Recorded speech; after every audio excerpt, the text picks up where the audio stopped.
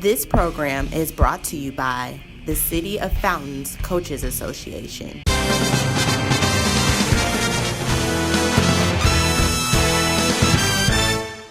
You guys get to recruit, your coaching staffs, funding, budgets, all of that stuff is way light compared to, the teams probably you played the majority of your conference, against.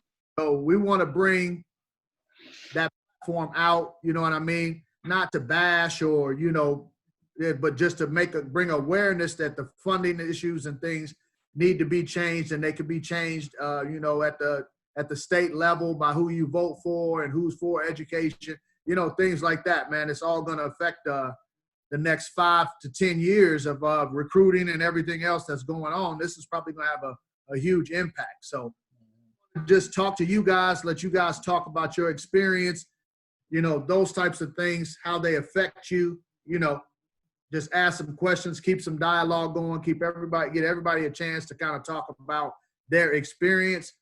I'm sure there'll be a lot that's in common with all of it, you know what I mean?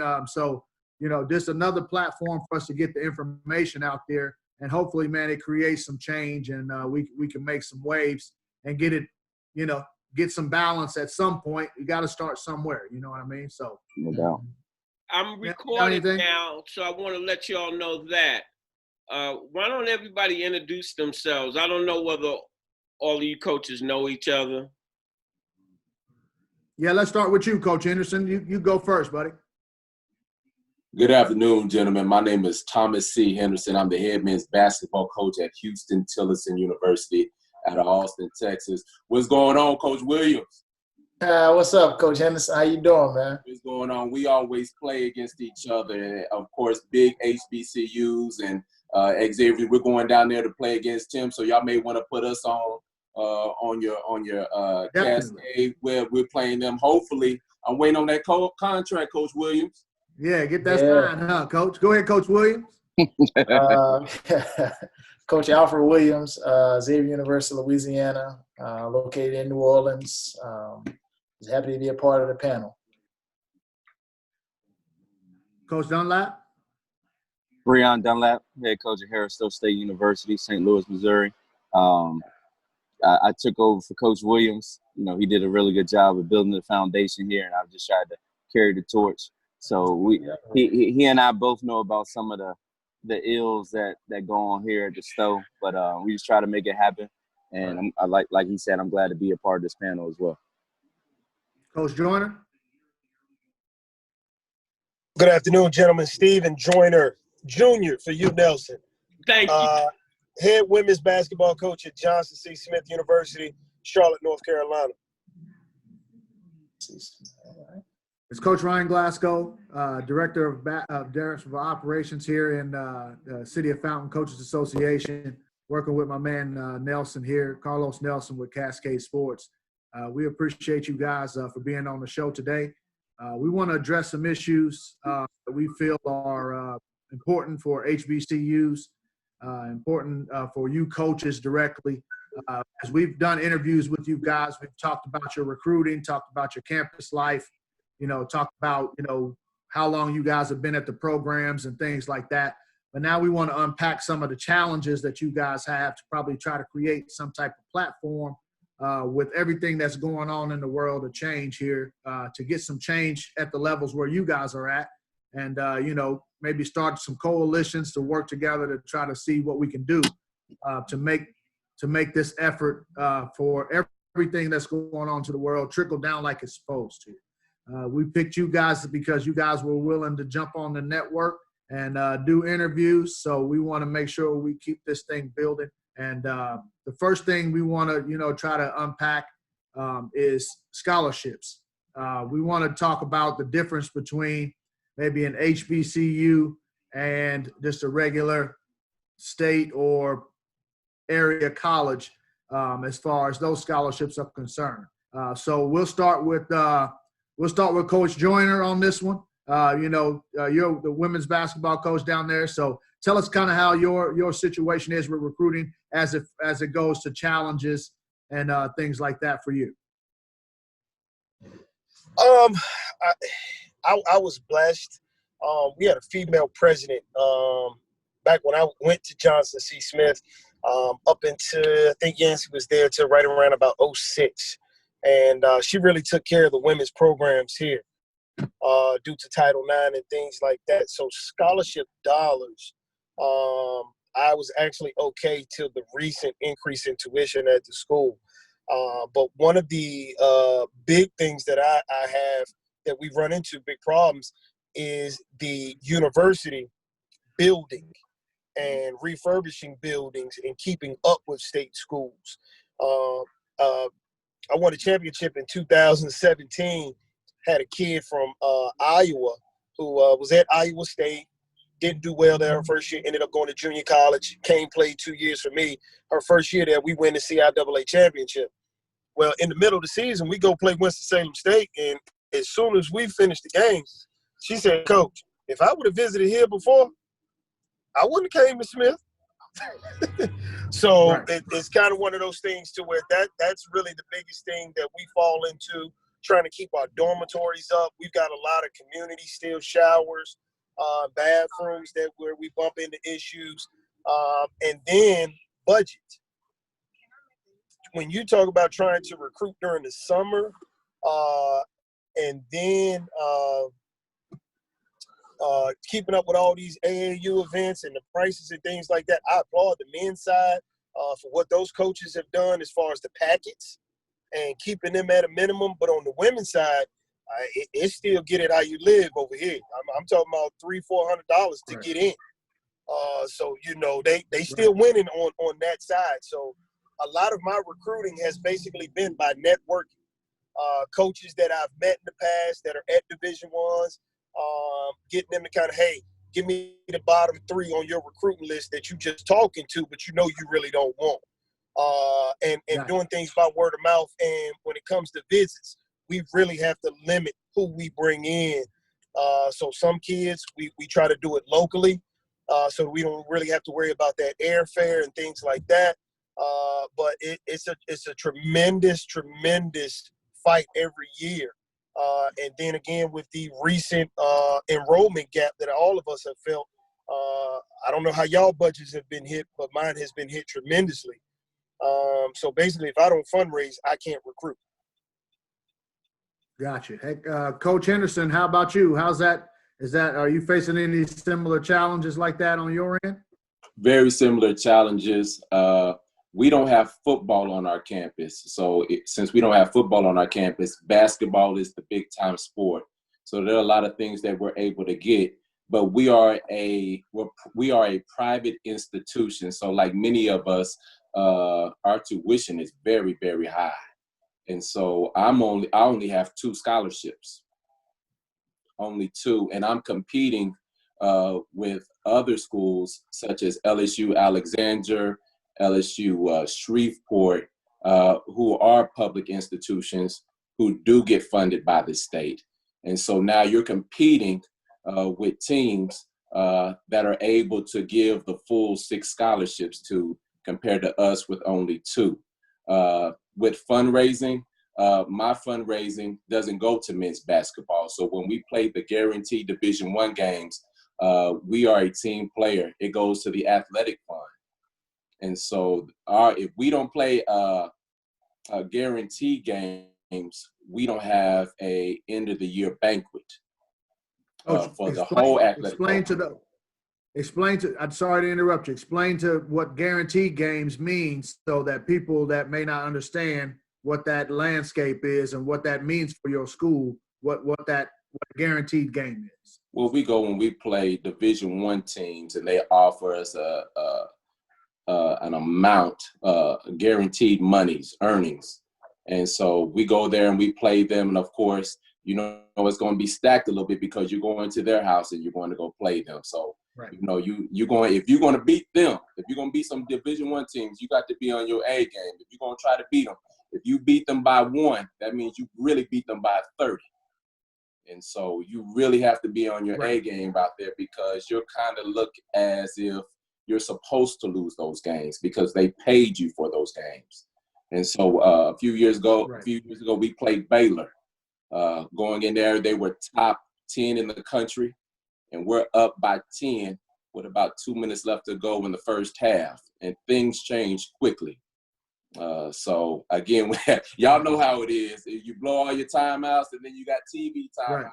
Many of us NAI coaches, we looking at a TV timeout. I need all the timeouts I can possibly get.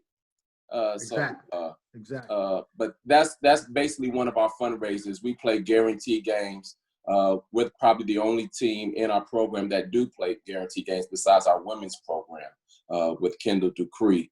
And so those are kind of the challenges that we face with budgets. Of course, since we're a private institution, our enrollment is based off, our budget is based off of our enrollment. So we're usually at 1,000 students at our private institution at HT.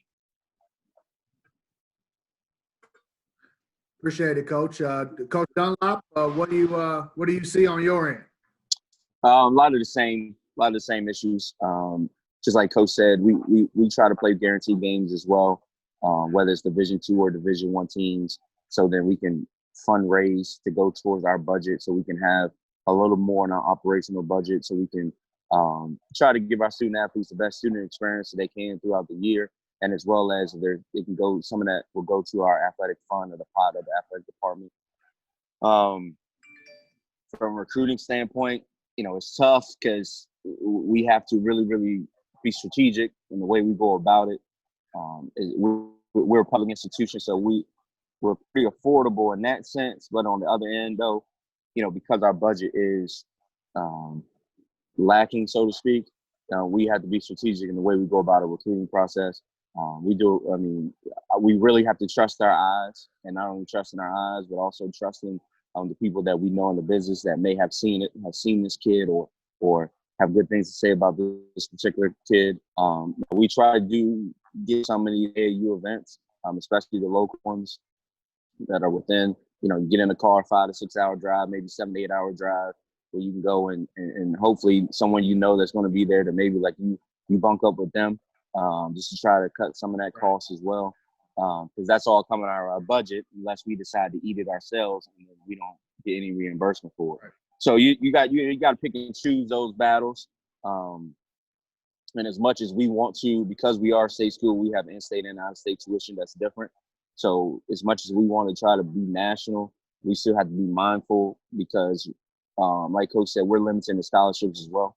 We're dealing with around like 3.1, 3.2 scholarships to try to fill the team. So, and I believe in quality of depth. So if I want to have good players and have some depth, then I got to make sure that I'm being really strategic about my money and my funds and how I'm dispersing it among players.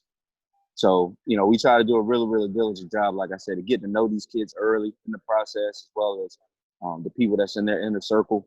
So then we can make the best decision on if we're offering them any scholarship money. I mean, we're dealing with real money. It's not paper money. So we got to make sure we get all the dollars and cents down to the last drop and get the best out of it. And then, like I said, from a budget standpoint, even with scheduling, we have to be strategic in our scheduling to see if we're going to have to take charters or we're going to have to drive our vans. How regional is it going to be? Is it in driving distance where we can do day trips, or are we going to have to spend the night overnight? So, you gotta, that's part of our scheduling. It's tough to schedule as it is. And then if you try to happen to have a winning season and the following year people don't want to play you, then sometimes that makes it even harder. But you have to be really strategic in the way you go about doing it, for sure. Coach Williams, what do you think about that? I mean, let's face it, fellas, that's not a challenge that, most coaches have to deal with. I mean, that seems to be, a common theme for all of this. I mean, Coach Williams down there, Xavier, man, in New Orleans, man, what are you facing as far as these type of challenges are concerned? It's funny because it's almost like we're echoing the same story, man. All three coaches right. said the same exact thing. For us, we got 8 Division I schools in Louisiana, so we're battling with.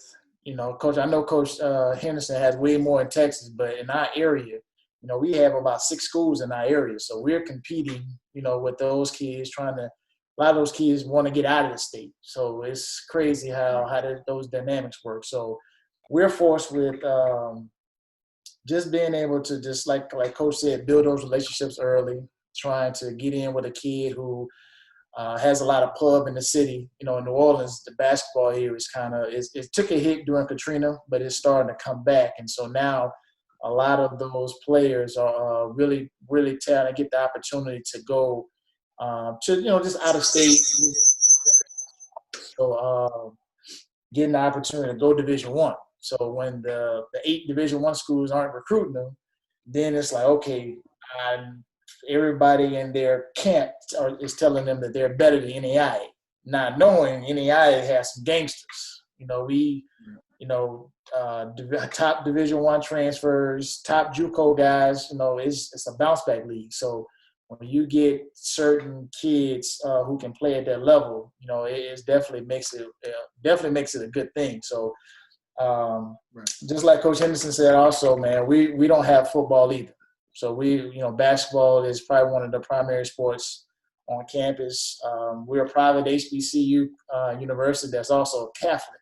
So we're the only Black Catholic institution in the nation. So that we have a lot of different other challenges too, man. But I think two of our biggest ones, so when we make our money as far as the guaranteed games and things like that, a lot of our money goes into the bucket.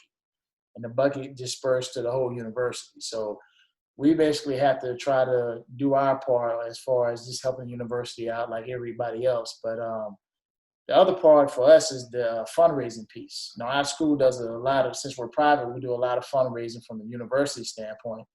But a lot of the businesses that we try to get to fundraise, it's almost, our school's already tapped into it. So it's almost like we're double dipping. So you can't quite do that, so you have to be strategic as far as how you go get different kind of money and how you just build different relationships with folks and just people who want to help your program and everything. So I've been fortunate enough, man. I've been at both spectrums. I've been what Coach Dunlap is, where we had to just scrape every penny, and figure it out. And then, just prior to last year, we were one of the few schools in the country that had the max number of scholarships. So when you start putting those things together, it makes it difficult. Now with the NAIA reducing scholarships across the board, from a max was 11. Now you go from 11 to 8, but you still have different institutions, HBCUs, who still won't catch up to the 8. You know what I'm saying? It's one of those things where it's still difficult in a sense. So like Coach Dunlap said, man, you have to be strategic. You got to get players who can play, and, for us, I'm pretty sure we're the only school in our conference who doesn't have open enrollment. So when you don't have open enrollment where you can get any kid in the school, our academic requirements makes it that much challenging to be able to compete with schools who have open enrollment. So we have those challenges, just if ours is kind of similar, it's similar and different at the same time. Other coaches have the budget where they don't have the scholarships. We got to find kids who can actually play. And a lot of those kids who can play, who's smart, a lot of those kids are going Division I. So it puts a challenge on us to be able to recruit and just also still be able to compete in our conference that's full of JUCO and D1 transfers. Coach Williams, thanks for joining the call down there, man. We'll give you a shot to introduce yourself, man, and kind of, talk about some of the challenge you face. Tell everybody your name, where you coach at, and all of that, man, and let us know what it looks like in your landscape. How you doing? How everybody doing? My name is Derek Williams, head women's basketball coach, athletic director at Wilberforce University in Wilberforce, Ohio. We are NAIA, and just like everybody else is saying, the landscape for us right now is tough. Recruiting is tough. Finances is tough. We have to be very careful and selective in how we go about things. We are open enrollment, so we don't have too many issues in terms of who we can get in. But our biggest issue is just travel and games. We play in an independent conference, which really opens up a bag of worms when it comes to scheduling for us. Oftentimes we're real. Our schedule's real heavy in the fall, November, December season. But then come January, February, we struggle to find games because everybody else is in conference play. So that has us traveling all over the country, which is an issue. We are scholarship-wise, we're in a pretty good situation. Right now, we have 7. So that's that's a good situation for us in terms of everybody going to 8. We're right there able to compete. I think our biggest thing is not being a part of a conference. It's one of our toughest challenges right now. So that's not being in a conference. We are all over the place scheduling-wise, so travel really, really kills us. But we make the best of it. For me, I can say on the women's side, I've been blessed. We've been at nationals the last 2 years, and quite honestly, my success has been because of how I've been recruiting. I've been able to go recruit kids who are full Pell Grant students, but have high GPAs, so we can get them some academic money coming in. And that's how I go about my recruitment. So I look for those full Pell Grant kids who get it done in the classroom. That's been allowing me to maximize my scholarship money, and the stuff that's on the court. So. Okay, hey, man, it sounds like, that's a lot to unpack, a lot of things, to put together with that. We'll switch gears for a minute. A hot topic lately, with everything that's going on, has been a couple of the kids that have tweeted out. I believe this young man, Mikey Williams, put a tweet out about attending the HBCU wouldn't be so bad. We've had these conversations with a couple of you guys, and I know for myself, I'm a basketball junkie, so I'm always talking basketball with somebody. And we had the conversation, and it's been out in debate sites and all of that. What would happen if a kid like that does go to an HBCU? As we all know, it's a trending now. The world we are in is a trending world, right? So if it's trending on Instagram or trending on Twitter or trending on Facebook or just trending in the world of media, period, then a lot of people just following suit. So if that would be a high major Division I or whatever the case that may be, HBCU or Division I, Division II, whatever happens, that's going to create a trickle-down effect to every HBCU, I would believe, because, once that becomes popular, which is a lot what we're trying to do with this network and get the information out there so kids actually at least have it. I think that's going to create a buzz, that's going to benefit every school and hopefully, bring in and generate the dollars that you guys need, to start really building and doing the things that everyone else gets the luxury of doing every day. What are you guys' thoughts on that? Coach, we'll start with you on this one. Coach Williams, Alfred Williams, what do you think about if a major recruit like that makes a decision? How's that going to affect the HBCU landscape? It's funny how him putting that statement out was huge. We've had multiple debates about what would happen if all the black kids, the black athletes, decide to go to black universities, HBCUs in particular. What would that do to the landscape of college basketball, one? And then two, we get a chance to see who really can coach. I laugh at that piece because, we have to do more with less at times. And, and we, and as black males in this field, we always get labeled as just a recruiter. I read multiple stories about that, and we definitely are more than just recruiters. And I think if these young men make a conscious decision to say, hey, you know what, we want to go to HBCUs, we want to help elevate and take the programs to new heights that they've never been before, I think the world will get a chance to see how really, really what kind of capacity that our coaches can really, really coach at. I think we have some great coaches, man, who just haven't had the opportunity to get those type of chances. And, when a lot of it, too, is just about talent.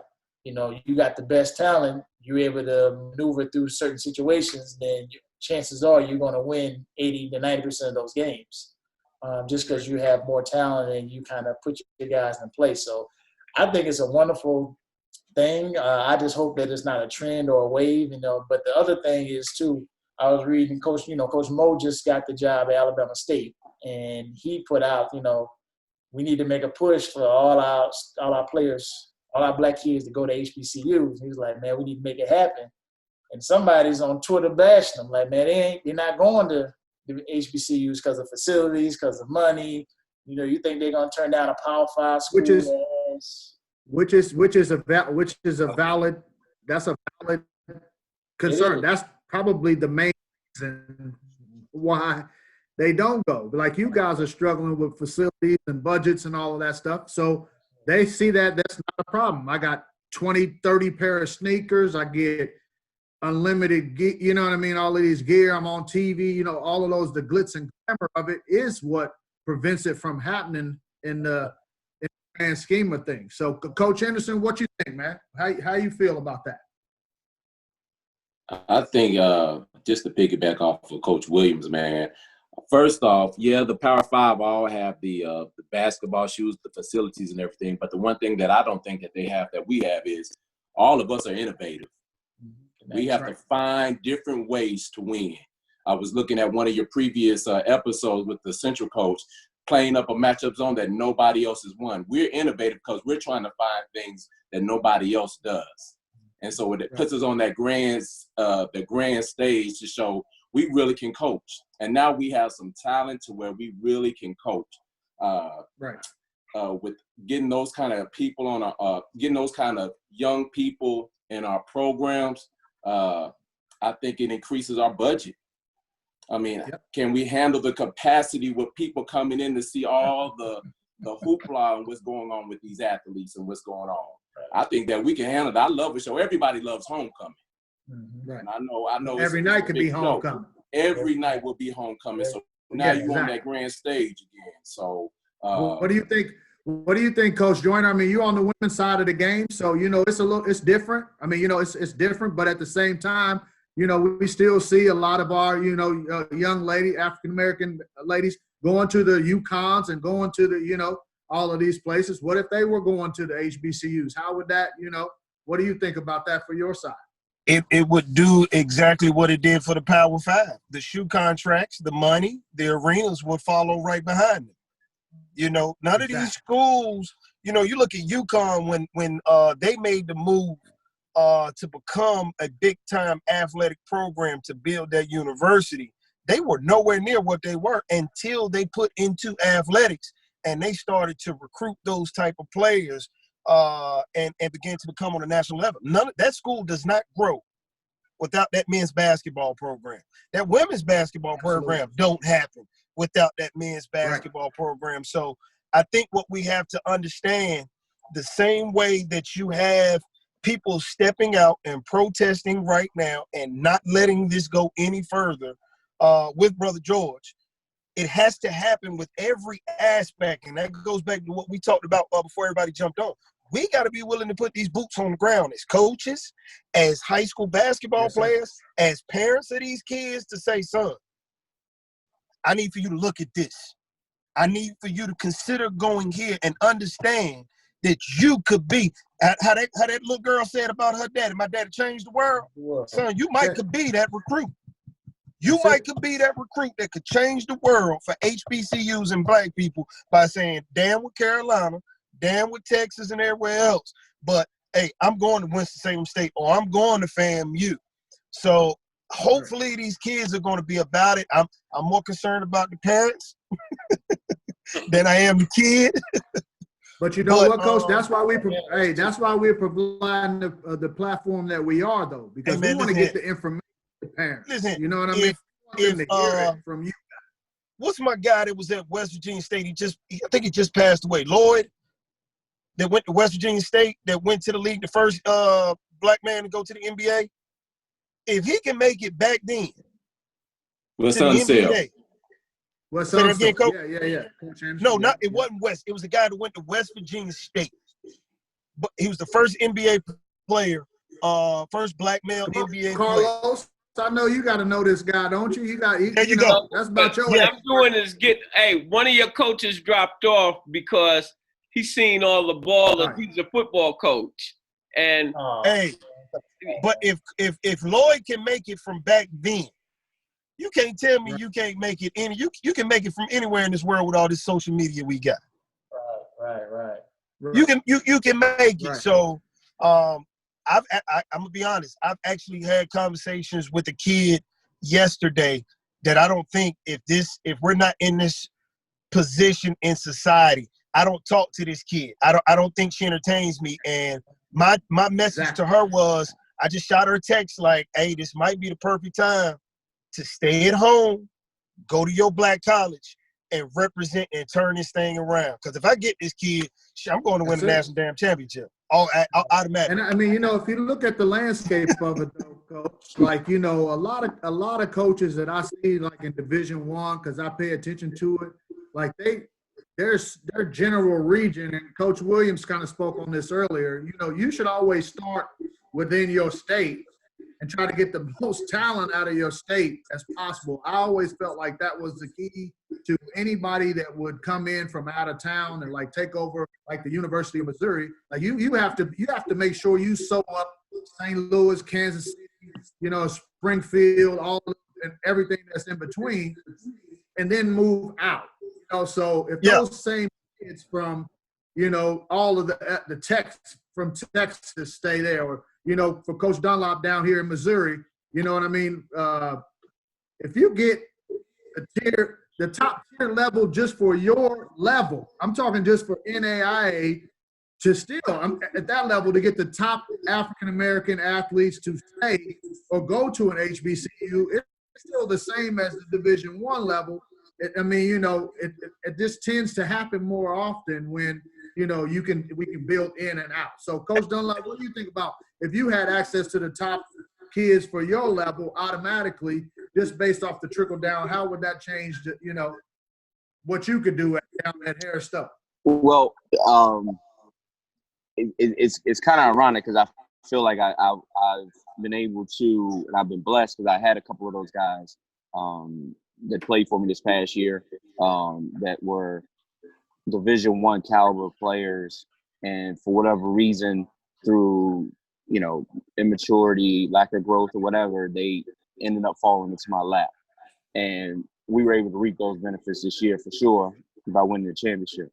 The one thing I say about these elite guys that go into an HBCU, just like in anything, just like for all of us to even have an opportunity to become a head coach or get into coach or whatever, it took somebody to give us a chance and for somebody to start it, right?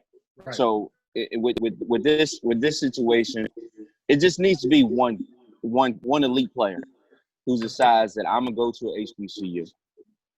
We know as coaches we can recruit and build relationships and so on and so forth, but at the end of the day, the best recruiters are your players, I believe personally, and the relationships that they've had with other players as well.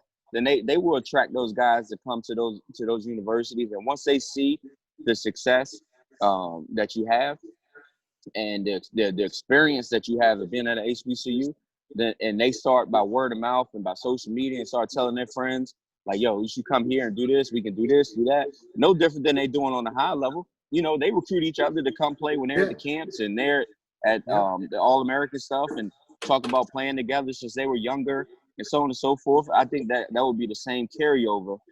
If one of them decides to go to HBCU, they can have that same impact and have that same effect. And, I had this conversation yesterday with one of my good friends, and he had asked me, he was like, well, what do you think about the competition level? Like, they would just beat up on those other teams.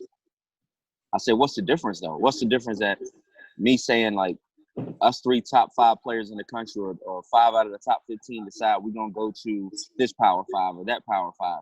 We're teaming up so we can try to win. And no one talks about them worrying about competition in practice or who they're playing against and so on and so forth. So, iron sharpens iron. Come on now. If I can bring a dude with me that's just as good and we're elite level, we're going to make each other better. So, and like Coach Joyner said, in today's age of social media, like everybody knows who you are for the most part. Like those elite level guys, they're probably close to being one and done or on the verge of it anyway. So it's not really worrying about, am I going to get exposure for the NBA? It's more about, I'm doing this because I'm setting something up that's bigger than me. You know what I mean? I'm Exactly. being a part of something that's bigger than I am. Right, because now the trend is go to the G League. You know what I mean? We've seen several kids this year that said, I'm not going to go to school, which I think is great. If you're at that level already, you should go and develop your game for a year and get ready for the draft and make your money. Why go to a school for a year when you know you're only there for a year and you got an option to go ahead and make money, get paid, and do what you should do? Because we all know how the regulations are for that. These student athletes. Now we finally starting to see some legislation where you can make money off your likeness, but we all know that that's just been baking off these brothers' backs for a long time. So, exactly. Coach Glasgow, can I interrupt real quickly? Absolutely. I don't know if anybody has seen on Twitter in the last 24 hours, but a young man at a D1 at Texas State University just talked about how his coach had treated him fairly, talked about how when they made him run suicides, that they need to run faster. If a Taliban, a guy with a turban on and an AK-47 was chasing after him, he'd be running faster, or run like you are trying to catch chickens. So currently right now, the coach at Texas State University, which is a small D1, which is about an hour away from us, he is under investigation. Again, we're sitting here talking about young people going to HBCU, but this young man is voicing his unpleasant experience at a PWI, such as Texas State. And so, again, that's just the talk. A kid 2 days ago talking about it's not bad to go to an HBCU, and then within 24 hours, we have a kid that writes a lengthy Twitter talking about his experience at a PWI, and how now the head coach, who is a Hall of Famer here in Texas, is under investigation. There you go. And we're sitting here talking about D1 athletes, black athletes coming to a HBCU. Again, it goes back to those relationships. Because I'll tell you like this, Coach. Every one of you guys that we've had, and welcome to the call, Coach Sherrill. I see you down there, buddy.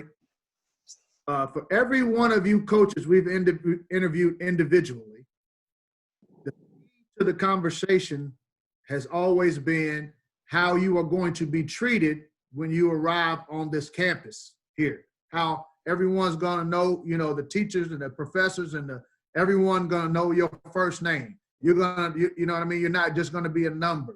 You're going to go there and it's going to feel like family and community. Every single one of you have said that. If you go back and watch each other's interview. So it's important that we start steering these athletes to where they're going to be raised and grow into the rest. Because let's face it, when they get there, they still aren't full adults yet. They're young adults that need to get over that hump and get to real adults where you out into the real. This program is brought to you by Dye Electric LLC, Energy in Motion. You learn a bunch about what's going on and who you are. Coach Sherrill, how you feel about it, man? To let everybody know who you are and who you represent, man, and give us your thoughts, my man.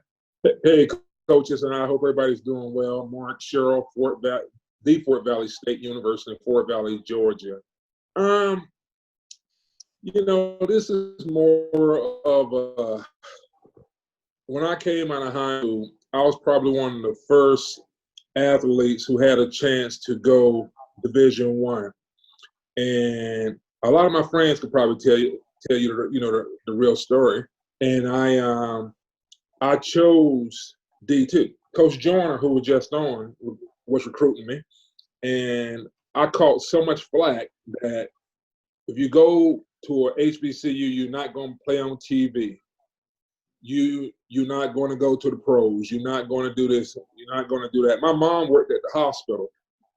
And some of the doctors that worked with her would be like, Miss Sherrill, we want Mark to go here. We want Mark to go there. And my mom held strong. Mark was making his own decision. And I caught so much flack because I didn't choose a PWI coming out of high school. And Coach Joyner was one of the few to recruit me. Now, when I even got to Johnson Smith. I had teammates would tell me, man, you turned down something to come to Johnson C. Smith. And I said, yeah. And with that being said, when I arrived there, Appreciate it. we had to sweep the gym. Hey, Coach Joyner, can you hit your mute button for me? Sorry, Coach. Coach Joyner, can you hit your mute button for me? Appreciate it. We had to sweep the gym. We had to do all this. And going into my junior year, guess what? We were on national TV in Bray Boy Gymnasium in a small box because I had a dream. Coach Joyner had a dream. And we took Johnson C. Smith program to a national level. But if I would have made that decision, and I'll say this, I still received a lot of the awards that I would have received anywhere else. I mean, I got inducted into the Hall of Fame. I was All-American. And most importantly, Smith was one of the few schools that I went to when I went on my visit. I didn't ask for a tour guide. I wanted to tour the campus by myself because everywhere I went, I had 2 or 3 people showing me around. And I just walked around Johnson C. Smith and I felt at home. And when I made that decision, it was all in the paper. Cheryl chooses, like people just couldn't, believe it. But we have to stand strong with our HBCUs and having our kids to make the right decisions. What's bothering me now as a coach, you have alumni that graduated from HBCUs who won't even allow their kids to look at HBCUs, want their kid to go to a PWI. Reaching the coach. I mean, that's bothering me. Now, if that's the best place for them, great. Both my sons are attending an HBCU. Now, my daughter, I tried to get her to attend. She said, Dad, I know you and Mom went to an HBCU and the boys are going to one. And my daughter said, Dad, I always had a diverse group of friends. And she chose UNC Pembroke because of their diversity. It ain't, they have a diverse campus, and she's happy there. So I'll say this, HBCUs are not for everyone, but HBCUs are a great choice for a lot of individuals. And I have no regrets. I think it's one of the places where you just grow. If you can make it there, you can make it anywhere. Carlos, I know this is a hot topic for you, man, to where you've been very outspoken. You reeled me into your ideas on this, and we came to our platform here to where we're trying to put this out, man. How do you feel as a gentleman that you were giving us great information before we all got on the call? You went to an HBCU. You grew up where the generation where that was pretty much your only choice. So how do you feel about everything that's going on from what you've seen till now, and how important it is for, to basically full circle, so to speak? Well, first of all, I'd like to thank all the coaches for joining in. Second of all, I'm more about solutions. That's why we're here. We'll, like each coach, the story was repetitive. Everyone has the same problems, from recruiting to funding, across the board. But where I'm at is getting some dedicated coaches that understand what the problem is, understand that we have a powerful network and that we can change the game, not just with HBCUs. We can change the game in sports. The tip of the iceberg was that kid, nationally known, saying, I think I might look at HBCU. And as Coach Glasgow, my solution is we also own the oldest basketball league in Kansas City. From kindergarten to 8th grade, it was called South Suburban. They used to have like 30, 40 teams. And how my thing is that we've got to get the kids at a young age in those bitty leagues where they're not just playing basketball, and you've got to get next to the parents and start steering them. And what I'm looking at with the City of Fountain Coaches Association is having a City of Fountain Coaches Association for the biddy teams, and then you hand them off to the high school teams, and then they hand them off to you college coaches.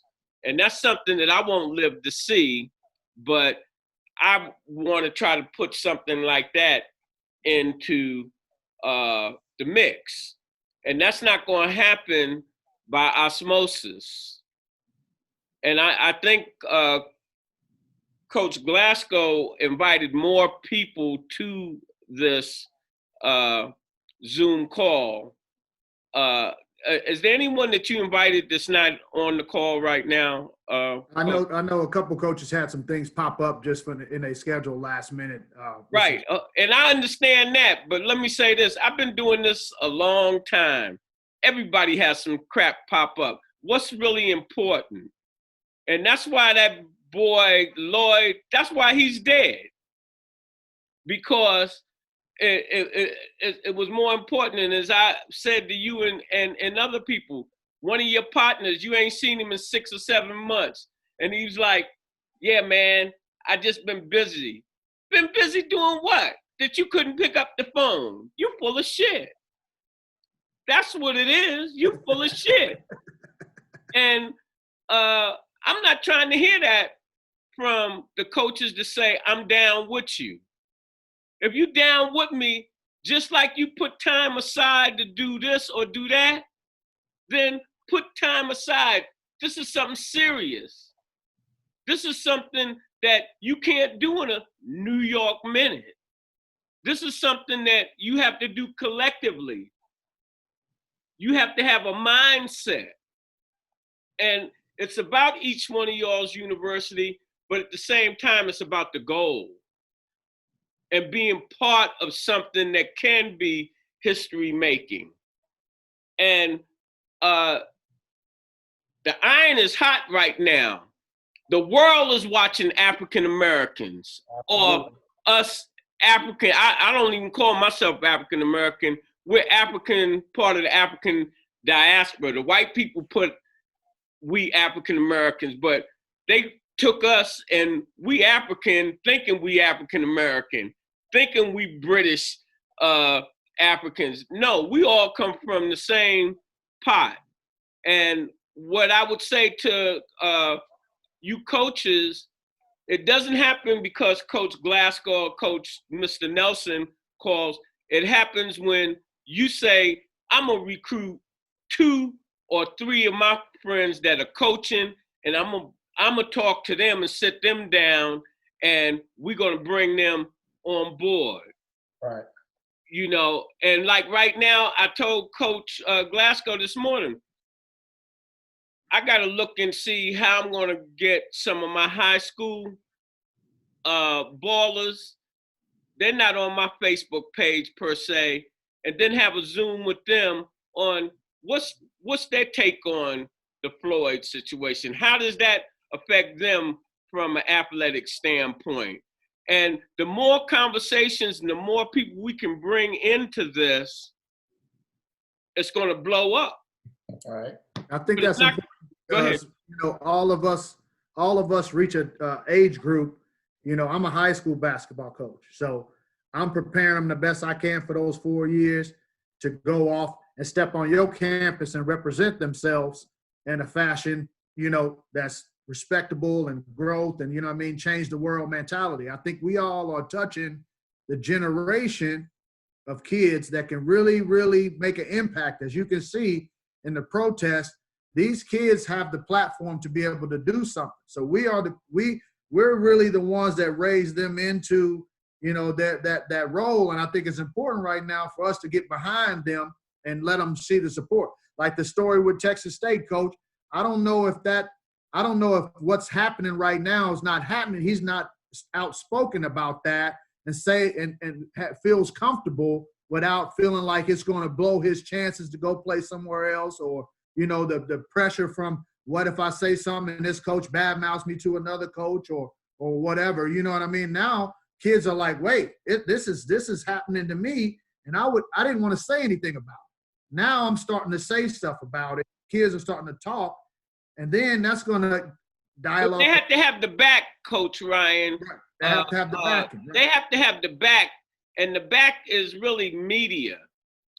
As I said to a couple of coaches about LeBron James, he changed the game. He said, hey, y'all ain't gonna tell me I gotta have a white manager.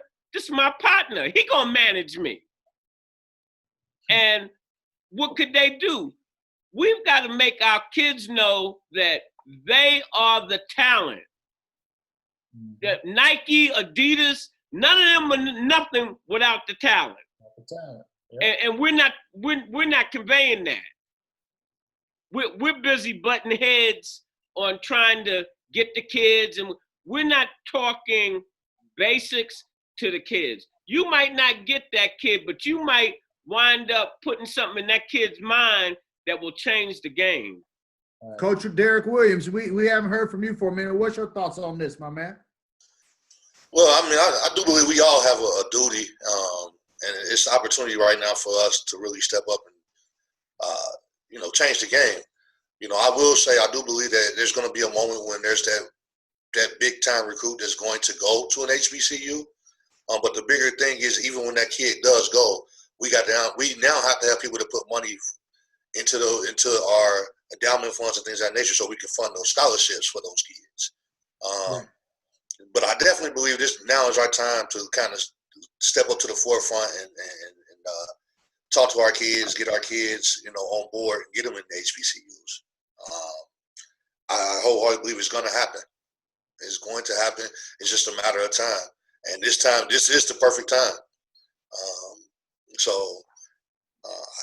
I see it happening for sure. I think the conversation is the perfect time, but it's not going to happen unless it's a lot of conversation about it.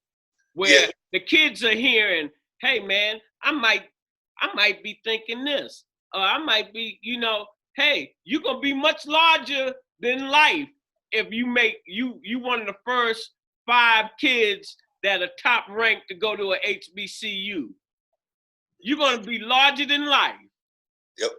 Yeah, it's definitely going to cause us to get out and really get out and communicate and sell it to these kids more.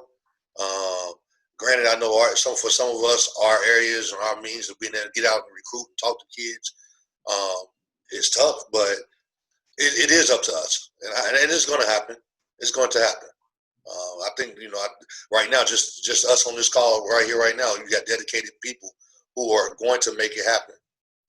So it's just a matter of time. It's just a matter of time. Coach Henderson?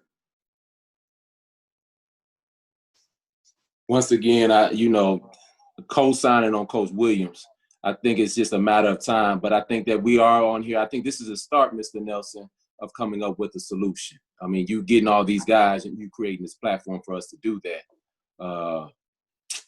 I'm waiting for him. If he's looking for to come to a city instead of rural, he can come to Austin, Texas. I know that. If any D1 guys looking to transfer, because I got to try to beat Coach Williams. I mean, me and Coach Williams are cool and everything, but I know when we get in between the lines, I'm trying to beat the dog mess out of him. He's trying to beat the dog. He came to my place last year trying to beat the dog mess out of me. Right. So, but I mean, us getting on here and able to do this, that's what my AD always talked about, Coach Dubra. I mean, he's been at HT since 1958. And he always talked about how coaches used to come into the place, they used to talk and everything right before the game. But in the game, I'm trying to beat the brakes off you. And so I think this is one of the things, there's some things that aren't broke and we trying to fix. And I think this is one of the ways that we do those things right now.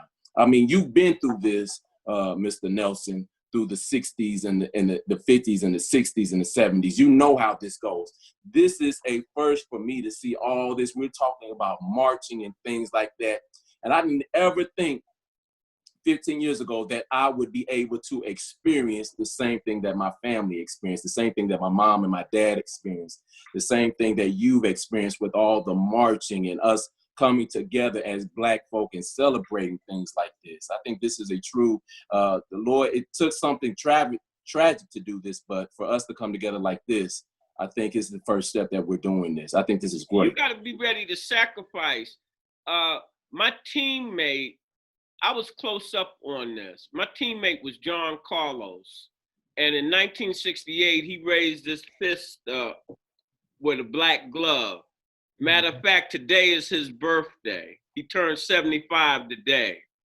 John's wife committed suicide after that because you become, now you're talking about really racist times. You become unemployable.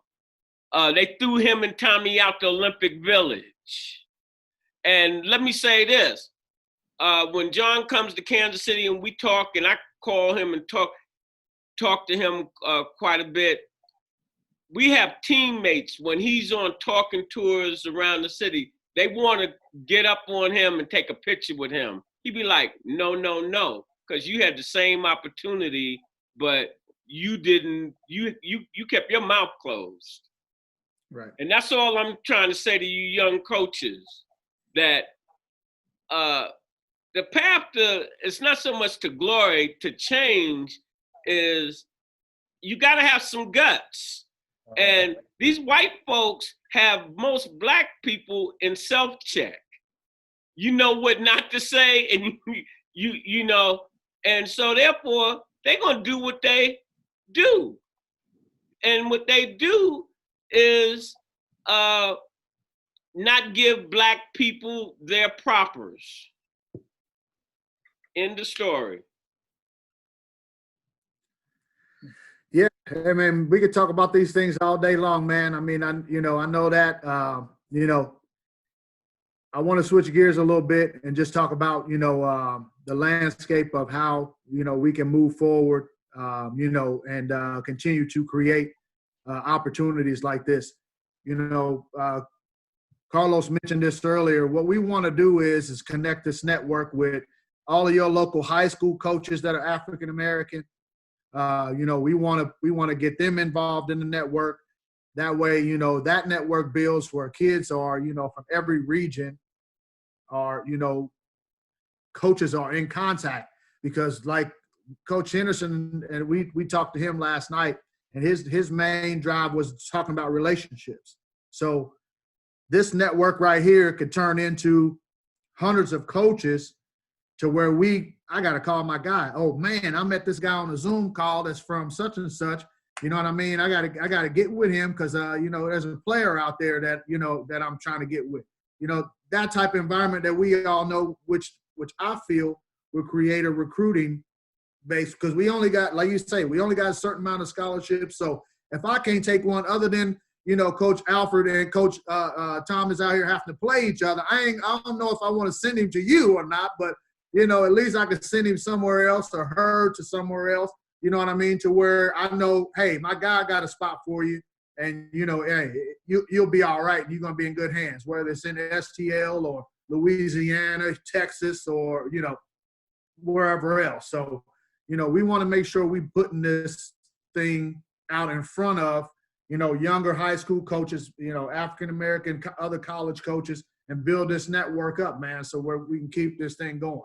Does anybody have anything that you didn't get a chance to speak out on that you would like to bring attention to, that you guys face or that you guys are dealing with on a regular basis? Anybody's game at this point. I'll say, what Mr. Carlos was talking about, just all the being able to get those kids to come to HBCUs, man, it definitely starts, our perspective is there because we're in it every day, but the parents, getting the parents to understand, like, hey, this is what's needed. Even though, we may not have resources or the facilities and things like that, but the hands-on experience, the nurturing, the developing, the tutelage that you're going to get from, coming to a HBCU, man, you just don't get that everywhere. And you hear it all, the stories all the time. I'm pretty sure you guys also, Division I guys transfer in. It was like, man, coach, man, if I would have known about this before I went to D1, man, I would have came here first. Just the experience, just the on hands experience from campus life, from your presidents to your VPs to the cafeteria workers to the custodian workers. Everybody's fully engaged in developing that young man. And it goes back to the old saying, it takes a village. It takes a village to raise them, and so while we're continuing to, just put our best foot forward, man, just if we can continue to have that mindset of building versus crabs in a barrel tearing each other down, then I think we'll start seeing the development and the growth that we're looking for, man. But it's hard to change that narrative when you're not focusing on it. You hear it, but you don't hear it. You see it, but you don't see it. It's hard to change that narrative until you actually say, you know what, this is what my child needs. A smaller environment with coaches that actually give a damn about them, and that's going to help pour into them things that they need to help them continue to grow and become a young man, a black man in America. Right. I agree and piggyback what Coach AJ is saying, and the other piece is you touched on a little bit, but the educational piece is a huge thing, like making awareness. So you think about it. I know every school and university, they go to these college fairs and they go out to showcase their schools and things of that nature. I think at times us as coaches may need to get involved in that, or try and get involved with those fairs as well. So that now we can be the voice for the athletic department, especially if we have schools that don't have football, or even if they do have football, but we can be the voice for the athletic department and part of the school as well. And like you said, continue to educate the parents to let them know that from a standpoint of, let's not look down on the situation. Like, let's not make it a quote unquote safety school. Like, this is my fallback. Like, think of this as something that's really going to broaden and showcase your child in so many different ways, and put them in touch with so many different avenues that they never thought they would, just like going to any other school. Like, you think that I'm going here because it's going to afford me the opportunities that I may not have. Well, it's no different than going to HBCU. You're going to have so many opportunities, so many people you're going to meet that you never thought you would meet. No different. And it's just going to help you. It's going to help you be more complete. You're going to be more of a complete package as a person. And in life, I believe personally, just from experiencing it. And then, but the educational piece is a big piece. And I think Coach Williams touched on it too, about the crabs in the barrel. Like, we can't have it where we feel like we are insecure about someone trying to take our place or something along those natures. Like, we got to be willing to help each other out, because it does take a village for sure. Like, all of us are a part of the village, and our job as coaches at the end of the day, the outside perception, yeah, it's the wins and losses, but on the inside, it's to make sure that we help continue to raise these young men, young women as young adults when we get them, so they're young men and young women that are productive citizens when they walk out of here, and they can do some things that change the world down the line.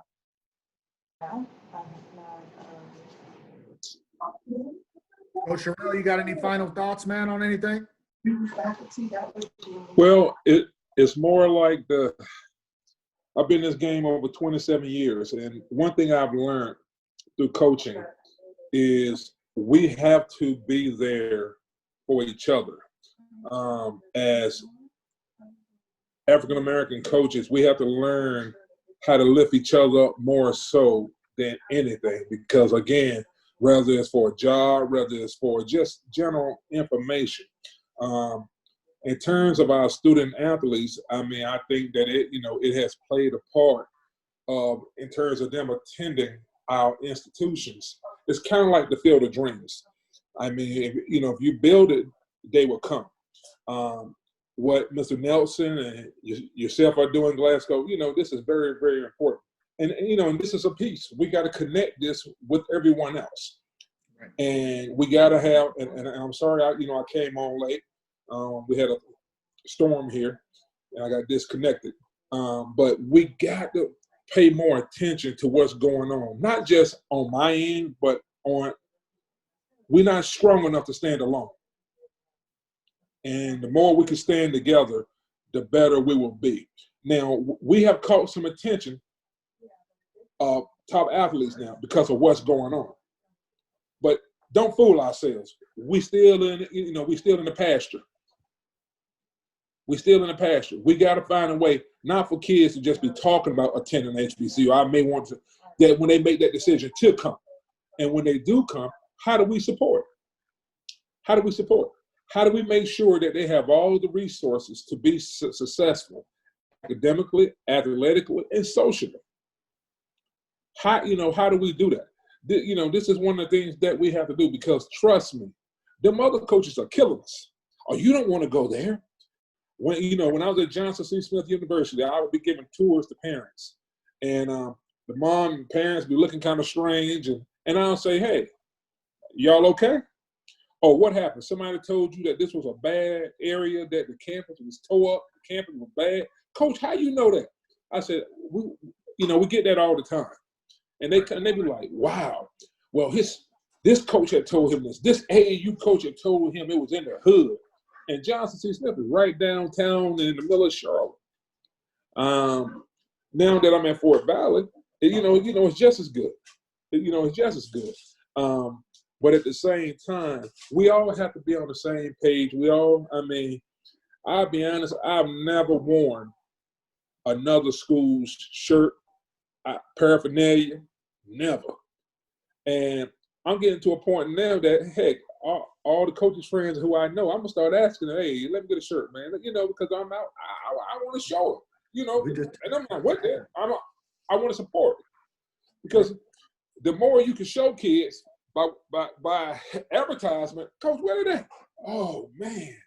So we're at the stage now where these kids are looking at our university. But not just that. You all know it's really finna get thick in the middle of June and July, because that NCAA portal, it ain't turning over the way these kids want. So they're going to start calling you. We have to stand together, fellas. We have to stand together. And speaking of shirts, since he mentioned it, I need one from everybody on this call. I'll send you my personal information. Don't worry about it. But Coach Joyner, what you got, man? Here, best believe that, man. I first got to give a shout out, man, to my college coach who's on here talking, Mark. Right. And I think, I ditto everything that everybody said, man. And, me and Coach Sherrill's relationship, I think that's something. Coach Sherrill's been in my life, man, since he came to Johnson C. Smith. And I ain't going to tell him nobody's age right now, mine nor his. But just again, I think what Coach Sherrill just said, making sure that when we do get the opportunity to get these kids, that we have everything in place. Treat it like Holly Berry walking down the street. Shoot your shot. I don't care how high profile that kid is. Shoot your shot. Go for it. You never know what can happen from it. And if everybody would, in that group text, go back to that group text that we had inviting you to do this. Everybody put their name in there so I can lock you in and you can do the same with me, so that we all have each other's numbers and continue to grow this thing, just like Nelson was trying to do.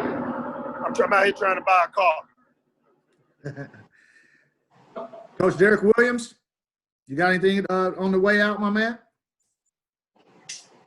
Yeah, just real quick. I'm actually supposed to be on the call here with my administration, but I think Don't let us get your bag messed up, Coach. Don't let us get your bag messed up, brother.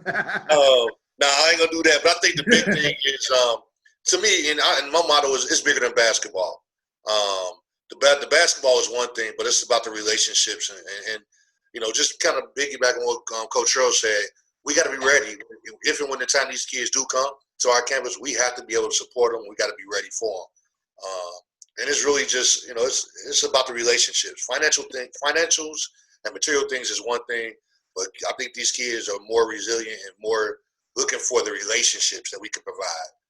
And then, again, we as coaches, as long as we working with each other, I think for me, probably the youngest one in the group, I'm only in my 8th year at the college level of coaching, but I think, what I found is we have to help each other. And that's the biggest thing. It's enough out there for everybody, so we got to help each other. But I think this is great. I want to be involved, want to continue doing things like this because it's our time, and we just got to take advantage of it. Coach Henderson? Man, I think I said enough, man. I'm I'm excited about what's going on, and I see everybody from North Carolina. I just hit up Coach Williams and everybody. You know, my people are from Salisbury, North Carolina. So look, I see Coach Joyner over there and everything, and so all I'm your excited country. about this. Good kick. Big country. I'll ride with that. And so I'm excited about that. I know Coach Cheryl's over there. Used to be at Johnson C. Smith, which is in Charlotte, and of course, Coach Williams from Greenville, South Carolina, and his brother played on one of my favorite teams, North Carolina. Love him. I followed him ever since I was little. So truly excited about what's going on and everything. So, Coach, Mr. Nelson, you're doing your thing, Doc. You're doing your thing, We're doing it together, and Coach Glasgow will be getting with you. This is what you want to look at. You want to look at when the season starts, that we'll do some things with some of your premier athletes. Because as I tell a lot of the coaches, yes, all the universities have websites, but very few people just go to your website besides the kids that are in your school. We have a network so that when your stuff goes on our network, a lot of different entities are looking at it.